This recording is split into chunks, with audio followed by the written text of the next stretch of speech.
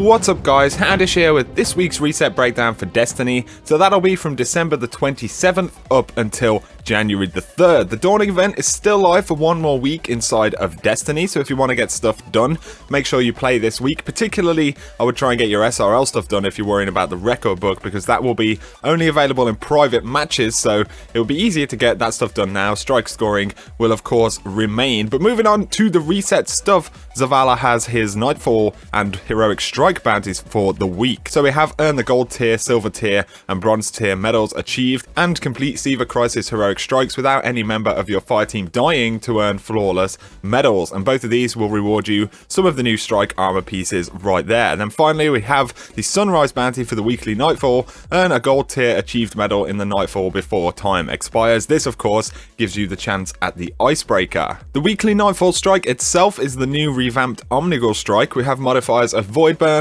Jugular, Catapult and Exposure. So with Void Burn active as well as Catapult for extra grenades, make sure you use your Void subclasses.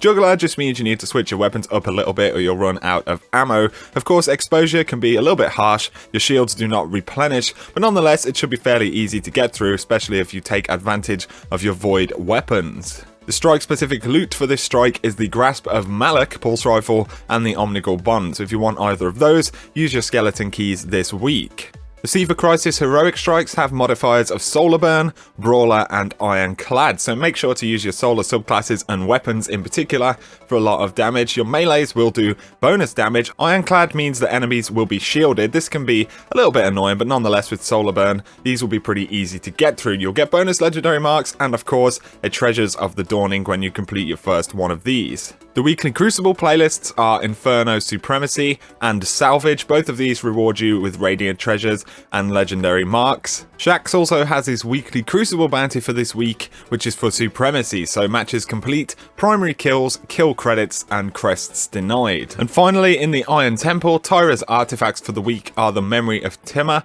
with a strength roll of 114. Melee attacks on minions of the darkness have a chance to temporarily turn the target against its allies. We have the Memory of Radagast with a disciplined strength roll, which is okay. Gain the ability to reflect energy-based projectiles when guarding with a sword and increased sword ammo capacity. And finally we have the Memory of Gelion with a discipline roll of 111, grants a detailed radar persists when sighting with primary weapons. And for Shiro's bounties we have kill fallen mages and ultras, complete Dreg encounters in Archon's Forge, Captain encounters and Servitor encounters. His class items for the week are the Mantle of Perun for the Hunter, the Silamar's Iron Sash for the Titan, and Felwinter's Iron Bond for the Warlock. So that pretty much sums up this week's reset for Destiny, guys. If this video has been useful, a like below is always super appreciated. If you're new to the channel, be sure to hit subscribe for a lot more Destiny content. But for now, whatever you do, have an awesome day.